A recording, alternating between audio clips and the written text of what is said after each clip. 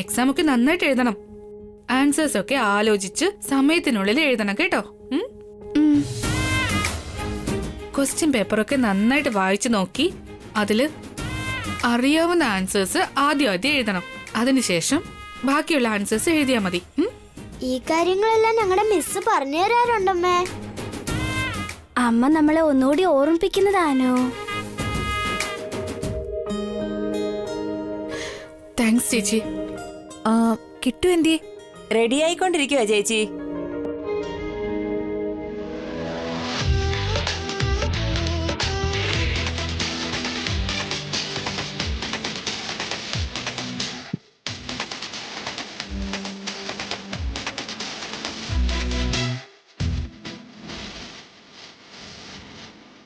ഇതാ Damayanti, കിട്ടുവിന്റെ lunch box. ആ ആ ഈ കിട്ടു സ്കൂൾ ബാഗ് എവിടെയാ വെച്ചത്? അമ്മേ, അത് എന്റെ അടുത്ത് തന്നെ ഉണ്ടമ്മേ. കിട്ടു പാല് കുടിക്കുന്നോ? ഞാൻ കുടിക്കാം അമ്മേ. നിക്ക്, ഞാൻ പോയി എടുത്തിട്ട് വരാവേ. ഞാൻ പോയി എടുത്തിട്ട് വരാം ദമയന്തി, നിക്ക്. അതിന്റെ ഒന്നും ആവശ്യമില്ല.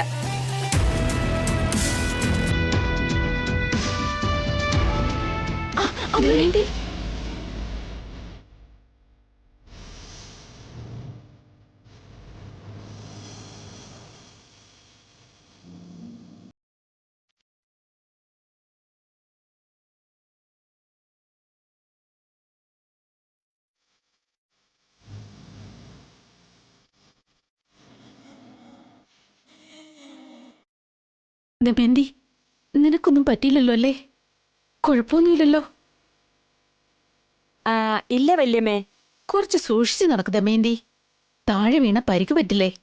ഈ ഏടത്തി എന്താ ചെറിയ കുട്ടികളോട് പറയുന്നത് പോലെ ആ ദമയന്തയെ നിർത്തി ഉപദേശിച്ചോണ്ടിരിക്കുന്നേ? എന്തൊക്കെ ആയാലും നിങ്ങൾക്ക് മാത്രമേ എന്നോട് സ്നേഹമുള്ളൂ വല്യമ്മേ.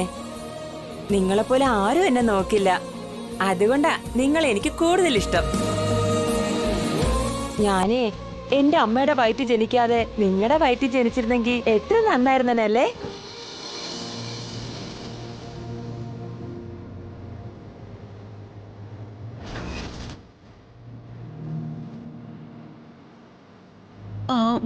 കിട്ടുവിന് സ്കൂളിൽ പോകാൻ സമയമായില്ലേ? കുടിക്കാൻ പാലെടുത്തു കൊടുക്ക്. ആ ശരി വല്യമ്മേ. എടാ കിട്ടു, വന്നേ.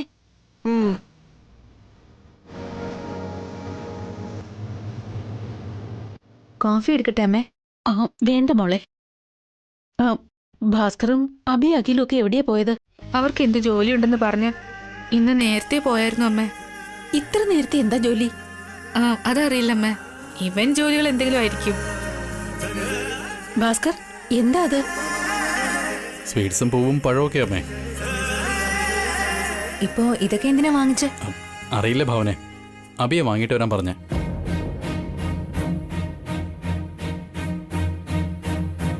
ഇന്ന് വീട്ടില് പൂജ എന്തെങ്കിലും ഉണ്ടോ വസു? ഇല്ലമ്മേ. ഉണ്ണി, അനു, കിട്ടു, നിങ്ങളുടെ സ്കൂൾ വണ്ടി വന്നിട്ടുണ്ട്. വേഗം പോ. ബൈ അമ്മേ. ബൈ അമ്മേ. ബൈ വല്യമ്മേ. ബൈ മുത്തശ്ശി. ബൈ ഉണ്ണി. ബൈ വല്യച്ഛ. എന്താ കയ്യില്? പട്ടുസാരി അമ്മേ, അബേട്ട വാങ്ങാൻ പറഞ്ഞിരുന്നു. സാരിയോ? ആർക്കാ അഖിൽ? അറിയില്ല ഏടത്തി. പൂക്കളും പഴങ്ങളും സ്വീറ്റ്സും പട്ടുസാരിയും എന്തിനായിരിക്കും ഇതൊക്കെ? ഈ വീട്ടിൽ എന്തൊക്കെയാ നടക്കുന്നത്? അബി, എന്തിനാ ഭാസ്കറിനോട് പൂവും പഴവും സ്വീറ്റ്സും അഖിലിനോട് പട്ടുസാരി വാങ്ങാൻ പറഞ്ഞത്? ഇന്ന് നന്ദിനിയെ പെണ്ണ് കാണാൻ ചെക്കൻ്റെ വീട്ടുകാർ വരുവാ. എടുത്തി നന്ദിനിയെ പെട്ടെന്ന് ഒരുക്കാൻ നോക്ക്.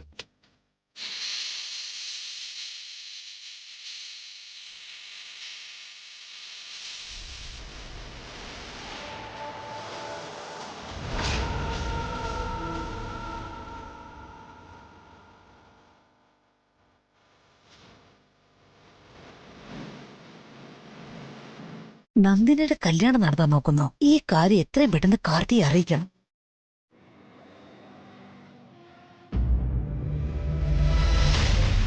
ബേബി, ഇന്ന് ഹോസ്പിറ്റലിലേക്ക് പോയാലോ?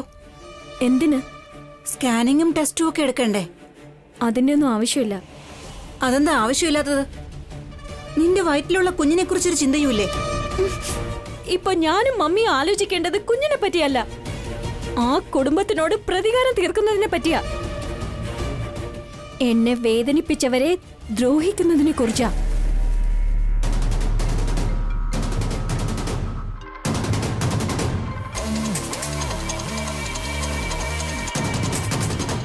ആന്റി കോൾ ചെയ്യാ. പറയൂ ആന്റി. നിന്നോടൊരു കാര്യം പറയാനാ ഞാൻ വിളിച്ചത്. അഖിൽ ജോലിക്ക് പോകുന്നുണ്ടോ? ഇല്ല, നന്ദിനിയുടെ കല്യാണം നടത്താൻ പോവാ. അഖിലുമായിട്ടാണോ? അല്ലടി, വേറെ ഏതോ കല്യാണ ചെറുക്കൻ നോക്കിയിട്ടുണ്ടെന്നാ പറഞ്ഞേ. ഇന്ന് തന്നെ എല്ലാം സംസാരിക്കും. അവളുടെ കല്യാണം എന്തിനാ ഇവര് നടത്തുന്നേ? ഇത്രയും നാളും അഖിലിന്റെ കൂടെ നിന്ന് അഖിലിന്റെ കാര്യങ്ങളൊക്കെ നോക്കി. അതിന്റെ നന്ദിക്ക് അവളുടെ കല്യാണം ഇവര് തന്നെ നടത്താൻ തീരുമാനിച്ചിരിക്കുക. എനിക്കറിയില്ല, ഈ വീട്ടിലെ കുട്ടിയുടെ കല്യാണം എന്ന പോലെ ഇവിടെ എല്ലാവരും സന്തോഷമായിട്ടിരിക്കുക. മാത്രമല്ല കല്യാണത്തിന്റെ ഏർപ്പാടുകളും തുടങ്ങി. വളരെ താങ്ക്സ് ആന്റി, നല്ലൊരു ഇൻഫർമേഷനാ തന്നത്. ആ അഖില് നന്ദിനിയെ കല്യാണം കഴിക്കുന്നില്ലെന്ന് പറഞ്ഞപ്പോ നിനക്കിപ്പോ സന്തോഷായില്ലേ? ഇല്ല, എനിക്ക് വേറെ പ്ലാൻ ഉണ്ട്, അത് ഞാൻ പിന്നീട് പറയാം. ഇതേപോലെ അവിടെ നടക്കുന്ന ഓരോ കാര്യങ്ങളും എന്നെ അറിയിച്ചുകൊണ്ടിരിക്കണം. നിന്നെ ഞാൻ ഫോണിൽ വിളിച്ചതുകൊണ്ട് വസു എന്റെ കർണടിച്ച് പൊട്ടിച്ചു. വെയിറ്റ് ചെയ്യാ ആന്റി. വസു ഏട്ടത്തിയെ മാത്രമല്ല, അവിടെയുള്ള ഓരോരുത്തരോടും ഞാൻ പ്രതികാരം ചെയ്യും. ഞാൻ വയ്ക്കുന്നു. എന്താ പ്ലാൻ ബേബി? ആ നന്ദിനിയുടെ കല്യാണം നമ്മൾ മുടക്കണം. അത് വേണം. അതുകൊണ്ട് നമുക്കെന്താ ലാഭം? അവള് സന്തോഷമായിട്ട് കഴിയണമെന്നല്ലേ അവിടെയുള്ളവരുടെ ആഗ്രഹം. ആ സന്തോഷം അവർക്ക് കിട്ടാതെ നോക്കണം. ആ വീട്ടിൽ ഒരു നല്ല കാര്യവും നടക്കാൻ പാടില്ല. അവിടെ ആരും സന്തോഷത്തോടെ ഇരിക്കാൻ പാടില്ല. ഞാൻ എങ്ങനെ കരയുന്നോ അതുപോലെ അവരും കരയണം. അവർക്കെല്ലാം നഷ്ടപ്പെടണം. അവർക്ക് നഷ്ടം ഉണ്ടാക്കുന്നതിനേക്കാളും നമുക്ക് ലാഭം ഉണ്ടാക്കുന്ന വഴി നോക്കിയാ പോരെ ബേബി?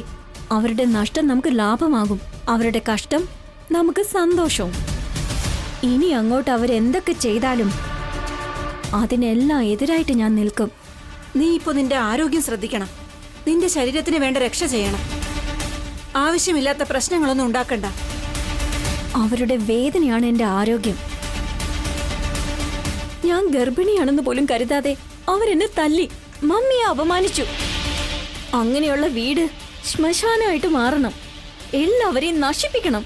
ചെയ്യാം, പക്ഷേ നിന്നെക്കുറിച്ച് നീ കുറച്ച് ചിന്തിക്കണം. എപ്പോഴും അവരുടെ കാര്യം മാത്രം ചിന്തിക്കണ്ട. ഒരു പ്രാവശ്യം പ്രതികാരം തോന്നിയാ അത് തീർക്കുന്നത് വരേക്കും വിശ്രമിക്കാൻ പറ്റില്ല. അവരെ ഒരു പാഠം പഠിപ്പിക്കണം. ശരി, പെണ്ണുകാണൽ ചടങ്ങ് നീ എങ്ങനെയാ തടയാൻ പോകുന്നത്? അതിന് എന്റെ കയ്യിൽ ഒരു ഐഡിയ ഉണ്ട്. ഈ കുറഞ്ഞ സമയത്തിൽ നമുക്കെന്ത് ചെയ്യാൻ പറ്റും? നമ്മൾ വിചാരിച്ച എന്ത് വേണമെങ്കിലും ചെയ്യാൻ പറ്റും. ചെറുക്കന്റെ വീട്ടുകാർ അവിടെ എത്തും മുമ്പ് ഒരു ബോംബ് പൊട്ടിക്കണം. ബോംബോ?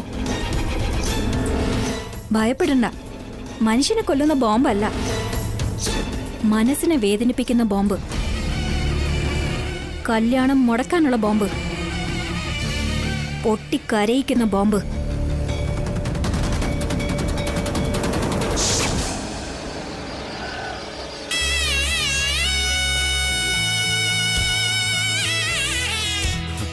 നമസ്കാരം. നമസ്കാരം. നമസ്കാരം. വരൂ. വരൂ.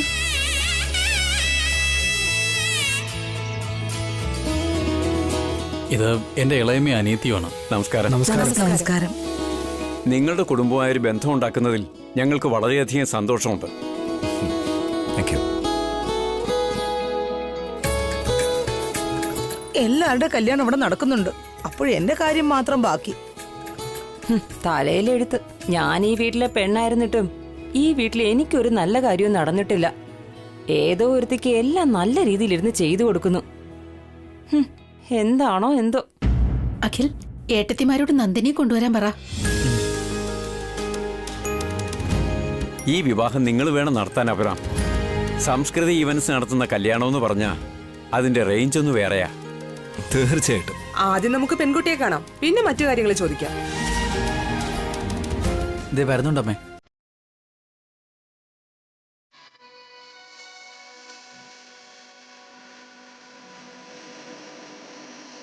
എല്ലാവർക്കും കോഫി കൊടുക്കുമോളെ.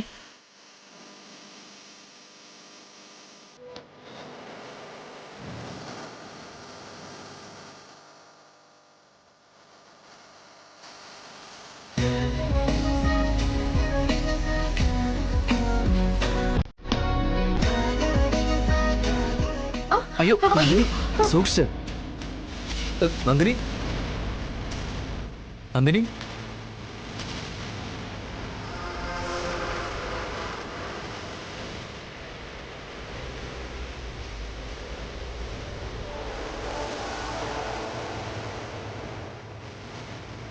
നന്ദിനി വന്ന് ഇവിടെ ഇരിക്കും.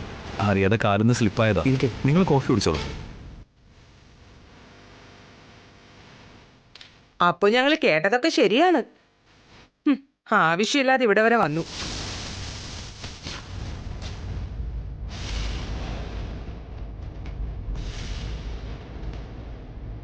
അല്ല, എന്ത് കേട്ടെന്ന് നിങ്ങൾ ഈ പറയുന്നത്?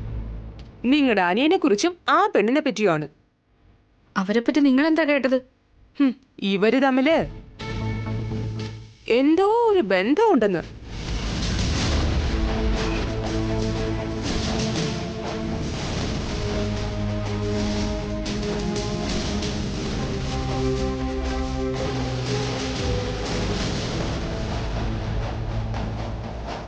നിങ്ങളോട് ഇതൊക്കെ ആരാ പറഞ്ഞേ?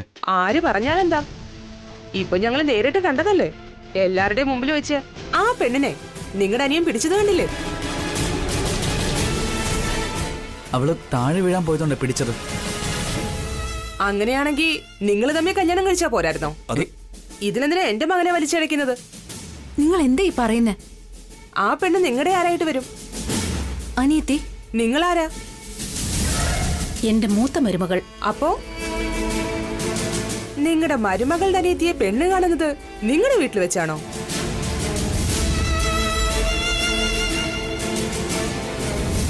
നന്ദിനി ഞങ്ങളുടെ വീട്ടിലെ കുട്ടിയാണ്. അതിന് അവൾക്കായ ഒരു വീടും അച്ഛനും അമ്മയും ഒക്കെ ഉണ്ടല്ലോ.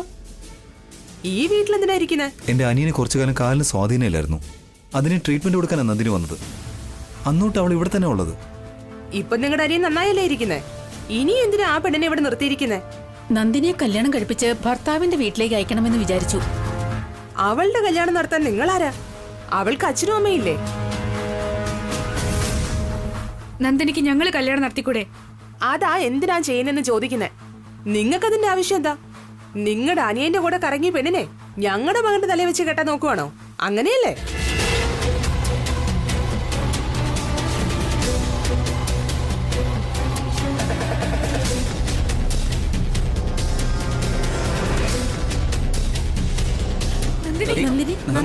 നന്ദിനി,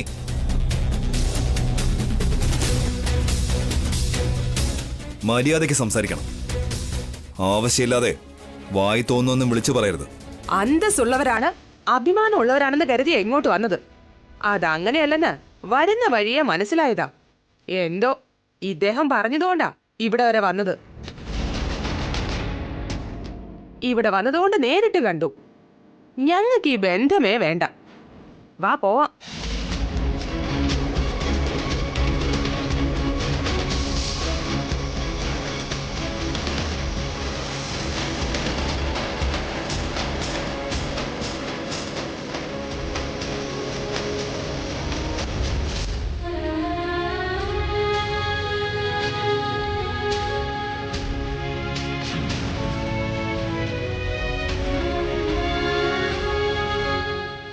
ഒരു മിനിറ്റ് ഒന്ന് നിൽക്കൂ.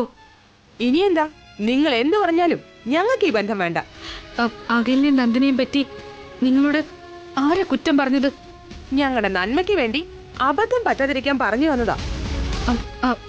അതാരാ? ആരാന്നറിയില്ല. ഞങ്ങൾ ഇങ്ങോട്ട് വരുമ്പോ വഴിയില് ദേവതയെ പോലെ വന്നു. നിങ്ങളെ പറ്റിയുള്ള എല്ലാം പറഞ്ഞു. എന്താ പറഞ്ഞത്? അവര് നിങ്ങളെ എവിടെ വെച്ച കണ്ടത്?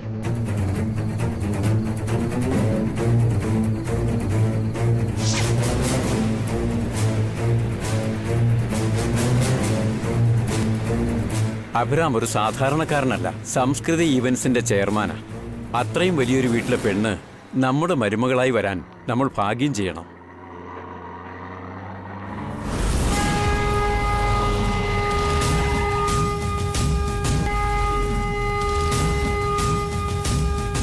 ആരാ നിങ്ങള്? എന്തിനാ കാറ് തടഞ്ഞത്? ഞാൻ നിങ്ങളുടെ ഒരു വെൽവിഷറാ. നിങ്ങളുടെ നന്മയ്ക്ക് വേണ്ടിയാ വന്നത്. ഞങ്ങൾ അത്യാവശ്യമായ ഒരു വഴിക്ക് പോവുകയാ. ഒന്ന് മാറി നിൽക്കുമോളെ. നന്ദിനി എന്നൊരു പെൺകുട്ടിയെ പെണ്ണ് കാണാനല്ലേ പോകുന്നത്? അതല്ലേ കാര്യം. ആ കാര്യം നിങ്ങൾക്ക് എങ്ങനെ അറിയാം? നിങ്ങൾ കാണാൻ പോകുന്ന ആ പെണ്ണിനെ പറ്റിയും ആ വീട്ടുകാരെ പറ്റിയും എനിക്ക് എല്ലാ കാര്യവും അറിയാം. ആ നന്ദിനി ഒരു നല്ല പെൺകുട്ടിയല്ല. പണക്കാരായ ആൾക്കാരെ വലയിൽ വീഴ്ത്തുന്ന പെൺകുട്ടിയാണ്. എന്താ മോളെ ഈ പറയുന്നത്? ആ പെൺകുട്ടിയെ ദ ഗ്രേറ്റ് അഭിരാമിന്റെ വീട്ടിലെയാ.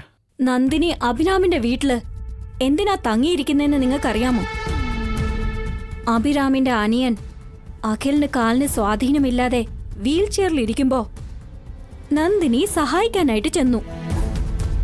ആ സമയത്ത് അഖിൽ ഡിവോഴ്സ് വാങ്ങിയിട്ട് നന്ദിനിയായിട്ട് റിലേഷനിലാ ഉള്ളത്. അവരുടെ രണ്ടുപേരുടെ ഈ ബന്ധം അറിഞ്ഞ് അഭിരാം നന്ദിനിക്ക് വേറെ കല്യാണം നടത്താൻ പോവുകയാണ്. പാവങ്ങളായ നിങ്ങളുടെ തലയിൽ കെട്ടിവെക്കാൻ പോവുകയാണ് ആ പെണ്ണിനെ. അഭിരാം അത്തരക്കാരനല്ല മോളെ. അദ്ദേഹത്തെ പറ്റി എനിക്ക് നന്നായിട്ടറിയാം. എത്ര വലിയ ആളാണെങ്കിലും തന്റെ അനുജന് സ്വന്തം സ്റ്റേറ്റസ് അനുസരിച്ചല്ലേ കല്യാണം കഴിച്ചു കൊടുക്കൂ. ആഫ്റ്റർ ആൾ ഒരു നേഴ്സിനെ കെട്ടിച്ചു കൊടുക്കോ? ട്രീറ്റ്മെന്റ് കൊടുക്കാൻ വന്ന പെണ്ണ് ആ വീട്ടിലെ മരുമകളാകുന്നത് ആ പണക്കാർക്ക് പിടിച്ചില്ല. അതുകൊണ്ടാണ് എതിർപ്പ് പറയാൻ പറ്റാതെ ആ പെൺകുട്ടിയെ നിങ്ങളുടെ പയ്യനെ കൊണ്ട് കെട്ടിച്ച് അവര് തലയുരാന്ന് വിചാരിക്കുന്നു. നീ പറയുന്നത് വിശ്വസിക്കാൻ വയ്യ മോളെ. അവരങ്ങനെയുള്ളവരല്ല. നിങ്ങളുടെ നല്ലതിനു വേണ്ടിയാണ് പറയുന്നത്. ബാക്കിയൊക്കെ നിങ്ങളുടെ ഇഷ്ടം പോലെ. ഇന്നല്ലെങ്കിൽ നാളെ ഒരു ദിവസം ഉറപ്പായിട്ട് നിങ്ങൾ ആ സത്യം മനസ്സിലാക്കിക്കോളും. അന്ന് നിങ്ങൾ ദുഃഖിക്കേണ്ടി വരും. ഇപ്പൊ എന്താ ചെയ്യാ? നമുക്ക് തിരിച്ചു പോയേക്കാം. പെണ്ണ് കാണാൻ വരുമെന്ന് അബ്രഹാമിന് വാക്കുകൊടുത്തതാ. തിരികെ പോകുന്നത് മോശമാ. അതിന് അങ്ങനെയുള്ളൊരു പെണ്ണിനെ നമ്മുടെ മരുമകളാക്കണോ ചേട്ടാ? അതിന്റെ ആവശ്യം എന്താ നമുക്ക്? അങ്ങനെയല്ല. വാക്ക് കൊടുത്തതിന് വേണ്ടി നമുക്കൊന്ന് പോയി വരാം. അവിടുത്തെ ചുറ്റുപാട് നോക്കിയിട്ട് നമുക്ക് ആലോചിക്കാം. ശരി, ചേട്ടൻ പറഞ്ഞതുകൊണ്ട് പെണ്ണ് കാണാൻ പോവാം. പക്ഷേ അവിടെ ചെറിയൊരു തെറ്റ് നടന്നാലും ഈ കല്യാണം വേണ്ടാന്ന് അവരുടെ മുഖത്തടിച്ച് ഞാൻ പറയും. വന്ന് വണ്ടി കയറി. ഇതാണ് നടന്നത്. ആ പെണ്ണ് പറഞ്ഞതുകൊണ്ട് നിങ്ങളെ കുറിച്ചുള്ള കാര്യങ്ങൾ എനിക്ക് മനസ്സിലായി.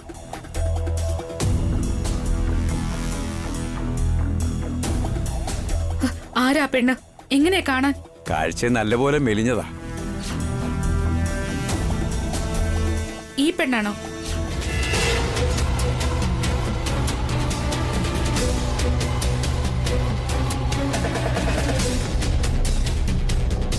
ആ ശരിയാ, ഈ പെണ്ണ് തന്നെയാ.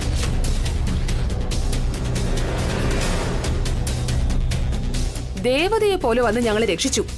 ഇവള് ദേവതയൊന്നുമല്ല, പിശാച. അവളുടെ പേര് കാർത്തിക. അഖില് ഡിവോഴ്സ് ചെയ്തത് ഇവളെയാ. അവളുടെ പെരുമാറ്റം ശരിയല്ലാത്തതുകൊണ്ടാണ് ഡിവോഴ്സ് ചെയ്തത്. അത് മനസ്സിൽ വെച്ചിട്ട് നിങ്ങളോട് അവള് കള്ളം പറഞ്ഞതാ. അതെ, എന്റെ അനിയത്തി അഖിലും തമ്മിൽ യാതൊരു ബന്ധവുമില്ല. എന്റെ അനിയത്തി വളരെ നല്ല കുട്ടിയാ. ഞങ്ങളുടെ അഖിൽ അതിലും നല്ലവനാ. അത്ര നല്ലവളാണെങ്കി അവരെ തമ്മിലങ്ങ് കല്യാണം കഴിപ്പിച്ചാ പോരെ? വേറെ ബന്ധം എന്തിനാ?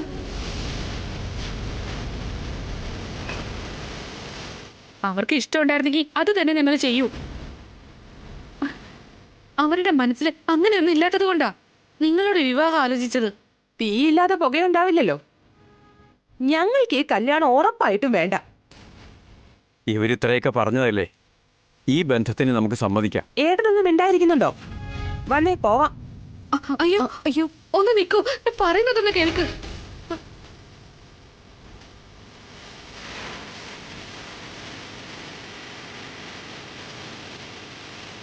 ആ കാർത്തിക എന്ത് ചെയ്താലും തെറ്റില്ല ചേച്ചി. ആദ്യം ആ കാർത്തികയെ ഒരു പാഠം പഠിപ്പിക്കണം.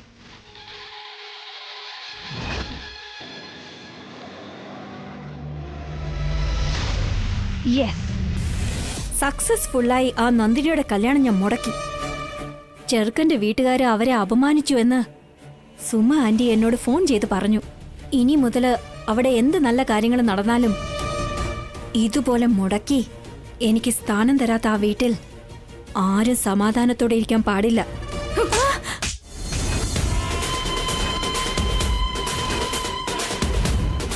എന്തിനാ എന്നെ അടിച്ചത്?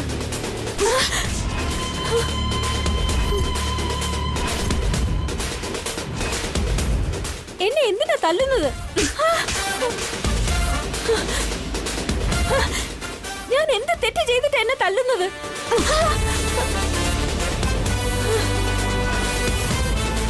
ഞാൻ ഗർഭിണിയാണെന്ന് പോലും കരുതാതെ എന്തിനാ എന്നെ ഇങ്ങനെ തല്ലുന്നേ? നീ പ്രഗ്നന്റ് ആയതുകൊണ്ട് മാത്രം ഈ അടിയോടുകൂടി ഞാൻ നിർത്തിയത്. ഇനി ഇവളോട് സംസാരിച്ചിട്ട് എന്തിനാ വസു? ഇവളുടെ കഴുത്ത് ഞെരിച്ച് കൊന്നുകളയാം. എന്നെ കൊല്ലാൻ പോകുന്നോ? നിന്റെ വയറ്റിൽ കുഞ്ഞില്ലായിരുന്നുവെങ്കിൽ ഉറപ്പായിട്ട് നിന്നെ ഞാൻ കൊന്നേനെ. നീ ചെയ്ത തെറ്റിന് ആ കുഞ്ഞിനെ എന്തിനാ ശിക്ഷിക്കുന്നെന്ന് ഓർത്തിട്ടാ. അങ്ങനെ എന്ത് വലിയ തെറ്റാ ഞാൻ ചെയ്തത്? നീ എന്ത് ചെയ്തെന്ന് ഞങ്ങൾക്കറിയാം. നന്ദിനിയുടെ ജീവിതം നീ നശിപ്പിക്കാൻ നോക്കുവാണല്ലേ? നന്ദിനി അഖിലും തമ്മിൽ ബന്ധമുണ്ടെന്ന് ആ ചെക്കൻ വീട്ടുകാരോട് നീ പറഞ്ഞല്ലേ?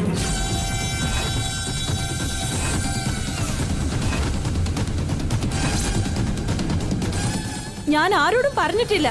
വായടക്കടി. ചെറുക്കന്റെ വീട്ടുകാരെല്ലാം പറഞ്ഞു കഴിഞ്ഞു.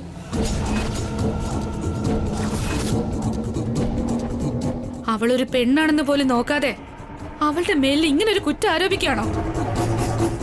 നിന്നെ പോലെ അവളുടെ ജീവിതം നശിപ്പിക്കാനാണോ നോക്കുന്നത്? അതെ, അഖിൽ എനിക്ക് ഡിവോഴ്സ് തന്നതിന് കാരണക്കാരി നന്ദിനിയാ. അവളെ കണ്ട് മയങ്ങിയത് കൊണ്ടാ അവൻ എന്നെ വേണ്ടാന്ന് പറഞ്ഞത്.